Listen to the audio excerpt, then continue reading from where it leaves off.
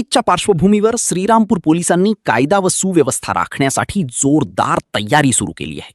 दंगा नियंत्रण पथकाचा थरार, अश्रुधूर सेल, लाठीचार्ज आणि आपत्कालीन प्रतिसादाची रंगीत तालीम. पाहूया श्रीरामपूर पोलिसांची ही विशेष मॉक ड्रिल.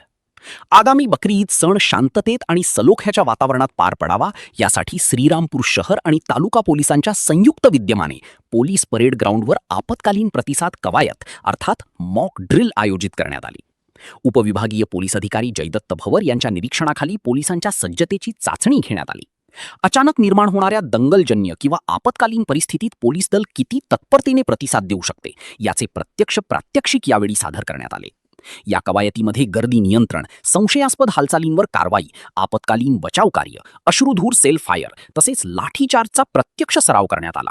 दंगा नियंत्रण पथकाच्या ॲक्शनमुळे उपस्थितांमध्ये एक वेगळाच थरार पाहायला मिळाला. नितीन देशमुख, शहर पोलीस निरीक्षक. सणाच्या काळात शहरात शांतता आणि कायदा सुव्यवस्था अबाधित राहावी यासाठी पोलीस प्रशासन 24 तास सज्ज आहे. नागरिकांनी कोणत्याही अफवांवर विश्वास ठेवू नये आणि शांतता राखण्यासाठी सहकार्य करावे.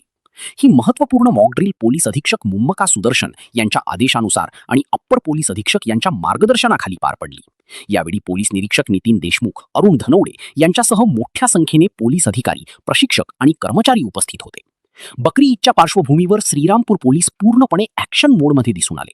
नागरिकांच्या सुरक्षेसाठी पोलिसांची सज्जता पुन्हा एकदा अधोरेखित झाली आहे. Rajendra Suryavanshi, Lokanyay Marathi news channel, Shriram. बकरी ईद सणाच्या पार्श्वभूमीवर श्रीरामपूर शहरातील कायदा व सुव्यवस्था अबाधित राखता यावी याकरता पोलीस दलातर्फे आज दंगा काबू योजना सराव योजना राबवण्यात आली. श्रीरामपूर उपविभागाचे उपविभागीय पोलीस अधिकारी श्री भवर साहेब यांच्या नेतृत्वामध्ये सदर सराव करण्यात आला. शहरात जर कुठली कायदा सुव्यवस्था जर उद्भवली तर त्याचा मुकाबला करण्यासाठी पोलीस दल सुसज्ज आहे हे याद्वारे खात्री करून घेण्यात आली. वेळोवेळी असे सराव वेळोवेळी चालू राहील.